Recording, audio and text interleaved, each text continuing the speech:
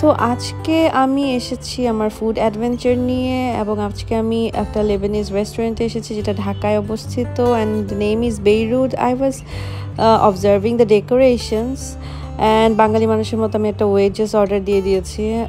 But ওয়েজটা অনেক মজা ছিল বিকজ সব জায়গায় ওয়েজেস না মজা হয় না, but it was properly spiced and properly fried. And finally আমার লেবানিজ প্ল্যাটার চলে আসছে। ইটস এই প্ল্যাটারে অ্যাকচুয়ালি সবগুলো ধরনের কাবাব যা অ্যাভেলেবেল আছে সবগুলো ছিল। That's why I order this one because I wanted to try all of them. এই সসটা হচ্ছে তুম, এটা একটা গার্লিক সস যেটা লেবানিজ ফুডের সাথে থাকে।